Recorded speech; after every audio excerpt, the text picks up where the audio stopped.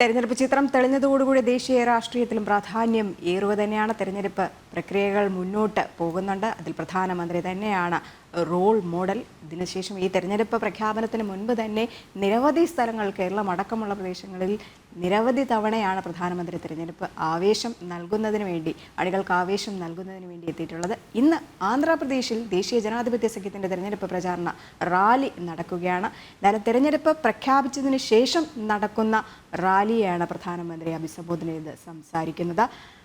ഗൗതം ഉണ്ട് ഡൽഹിയിൽ നിന്ന് വിശദാംശങ്ങൾ നൽകാനായിട്ട്. Gautam, good morning. എന്തായാലും ഈ മിഷൻ 400-ൽ ദക്ഷിണേന്ത്യ പിടിക്കും എന്ന് തന്നെയാണ് പറയുന്നത്. അതിനുള്ള ഒരു ആവേശ പോരാട്ടം തന്നെയാണ് കഴിഞ്ഞ കുറേ ദിവസങ്ങളായിട്ട് പ്രധാനമന്ത്രിയുടെ ഭാഗത്ത് നിന്നുണ്ടാകുന്നത്. ഈ അണികൾക്ക് ആവേശം നൽകുന്നതിന് വേണ്ടിയിട്ട് കേരളത്തിൽ നിരവധി തവണ വന്നു, തമിഴ്നാട്ടിൽ പോയി, നാളെ ഇനിയും തമിഴ്നാട്ടിൽ പോകുന്നു, ഇന്ന് ആന്ധ്രയിൽ പോകുന്നുണ്ട്. ആന്ധ്രയിലെ ചരിത്രത്തിലെ തന്നെ ഏറ്റവും വലിയ റാലിയാകും ഇന്നത്തേതെന്നാണ് വിലയിരുത്തൽ. എങ്ങനെ നമുക്ക് നോക്കിക്കാണാം?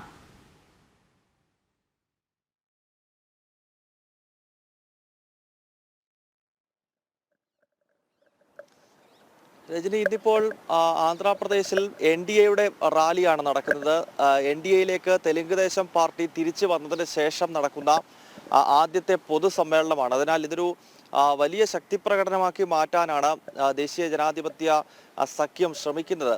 നമുക്കറിയാം, NDAയുടെ ഭാഗമായിരുന്നു തെലുങ്ക് ദേശം പാർട്ടി 2014 മുതൽ 19 വരെയുള്ള കാലയളവിൽ. പിന്നീട് 19-ലെ ലോക്സഭാ തെരഞ്ഞെടുപ്പിലും ഒപ്പം ആന്ധ്ര നിയമസഭാ തെരഞ്ഞെടുപ്പ് കാലയളവിലാണ് ചന്ദ്രബാബു നായിഡു BJPയുമായി തെറ്റിപ്പിരിഞ്ഞ് തെലുങ്ക് ദേശം പാർട്ടിയെ NDAയിൽ നിന്നും മാറ്റുകയും പിന്നീട് BJP ഇതര മുന്നണികളുടെ ഒരു കിങ് മേക്കർ എന്ന നിലയിലൊക്കെ പലരും ചിത്രീകരിക്കുന്നത് ചന്ദ്രബാബു നായിഡുവിനെയായിരുന്നു. എന്നാൽ ആ ലോക്സഭാ തെരഞ്ഞെടുപ്പിന്റെയും നിയമസഭാ തെരഞ്ഞെടുപ്പിന്റെയും ഫലം പുറത്തു വന്നപ്പോൾ ചന്ദ്രബാബു നായിഡുവും തെലുങ്ക് ദേശം പാർട്ടിയും ആന്ധ്രയുടെയോ രാജ്യത്തിന്റെയോ രാഷ്ട്രീയ ചിത്രത്തിൽ ഇല്ലാത്ത ഒരു പശ്ചാത്തലമുണ്ടായി. കേവലം 3 ലോക്സഭാ സീറ്റിൽ മാത്രമായി തെലുങ്ക് ദേശം പാർട്ടിയുടെ വിജയം ആന്ധ്രാപ്രദേശിൽ ഒതുങ്ങുന്നുണ്ടായിരുന്നു. 25 മണ്ഡലങ്ങളുള്ള സംസ്ഥാനത്താണ് 3-ലേക്ക് TDP ഒതുങ്ങിയത്. അതിനുശേഷവും പിന്നീടുള്ള രാഷ്ട്രീയ സാഹചര്യം മാറിയപ്പോൾ കൃത്യമായി തന്നെ ചന്ദ്രബാബു നായിഡു തന്റെ നിലപാടുകൾ തിരുത്തുകയാണ്.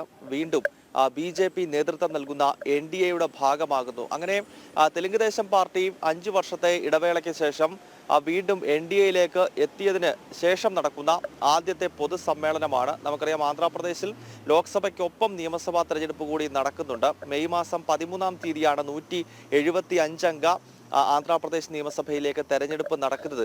ആ തെരഞ്ഞെടുപ്പ് കൂടി ലക്ഷ്യമിട്ടുകൊണ്ടുള്ള 2 തെരഞ്ഞെടുപ്പുകൾ ലക്ഷ്യമിട്ടുള്ള പ്രചരണ പരിപാടികൾക്ക് NDA എന്ന് തുടക്കം കുറിക്കുന്നു. തെലുങ്ക് ദേശം പാർട്ടിയും BJPയും ജനസേനയും ചലച്ചിത്ര താരം നേതൃത്വം നൽകുന്ന ജനസേന, പവൻ കല്യാൺ നേതൃത്വം നൽകുന്ന ജനസേന പാർട്ടി, ഈ 3 കക്ഷികൾ ചേർന്നുകൊണ്ട് സഖ്യമായി NDA എന്ന സഖ്യമായി തന്നെയാണ് ഈ ലോക്സഭാ തെരഞ്ഞെടുപ്പിനെ ആന്ധ്രയിൽ എതിരാളികളെ നേരിടുന്നത്. പ്രധാന മത്സരം ആന്ധ്രാപ്രദേശിൽ നമുക്കറിയാം YSR കോൺഗ്രസും അതോടൊപ്പം തന്നെ NDA മുന്നണിയും തമ്മിലാകും. YSR കോൺഗ്രസ് 2019-ലാണ് ജഗൻമോഹൻ റെഡ്ഡിയുടെ നേതൃത്വത്തിൽ ആന്ധ്രാപ്രദേശിൽ അധികാരത്തിലേറിയത്. പ്രാദേശികമായി വലിയ സ്വാധീനമുള്ള രാഷ്ട്രീയ പാർട്ടിയാണ്. പക്ഷേ TDP BJPയുമായി സഖ്യം ചേർന്ന് മത്സരിക്കുമ്പോൾ സ്വാഭാവികമായും അതിനെ നേരിടുവാൻ, അല്ലെങ്കിൽ ആ ഒരു മുന്നണിക്ക് മേൽ വിജയം നേടുവാനുള്ള കരുത്ത് ജഗൻമോഹൻ റെഡ്ഡിക്കും YSR കോൺഗ്രസിനും ഉണ്ടോ എന്നതാണ് ചോദ്യം. ആ ചോദ്യത്തിന്റെ ഉത്തരം ഈ തെരഞ്ഞെടുപ്പ് ഫലത്തിലൂടെ നമുക്ക് വ്യക്തമാകും. എന്തായാലും തെലുങ്ക് ദേശം പാർട്ടിയുടെ NDA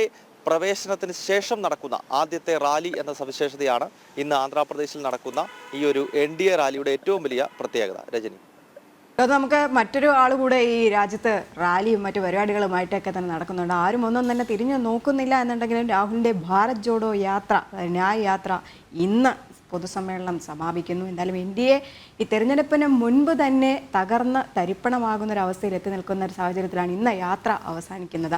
അതും കൂടെ നമുക്ക് എങ്ങനെ നോക്കിക്കാണാം?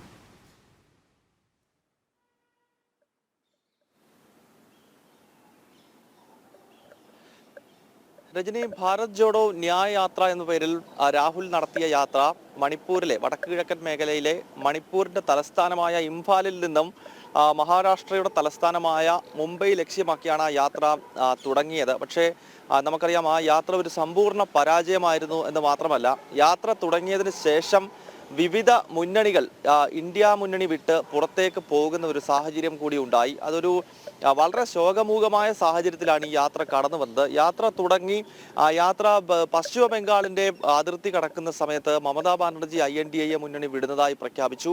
വരുന്ന ലോക്സഭാ തെരഞ്ഞെടുപ്പിലെ 42 മണ്ഡലങ്ങളിലും താൻ സ്ഥാനാർത്ഥിയെ നിർത്തുമെന്നും INDA മുന്നണി ഒരു തമാശയാണെന്നും ഒക്കെയായിരുന്നു മമതയുടെ ആ സമയത്തുള്ള പ്രതികരണം. അങ്ങനെ ആ മുന്നണി പശ്ചിമ ബംഗാളിൽ ഏതാണ്ട് ശിഥിലമാകുന്നത് ഈ ന്യായ യാത്ര ആ സംസ്ഥാനത്തേക്ക് കടക്കുമ്പോഴാണ്. പിന്നീട് ന്യായ യാത്ര ബീഹാറിലേക്ക് കടക്കുന്ന സമയത്ത് ഈ മുന്നണിയുടെ തുടക്കക്കാരനായിട്ടുള്ള നിതീഷ് കുമാർ തന്നെ NDAയിലേക്ക് തിരിച്ചു വരുന്നൊരു സാഹചര്യം. വളരെ രസകരമായ രാഷ്ട്രീയ നീക്കമാണ് അവിടെ ഉണ്ടായത്.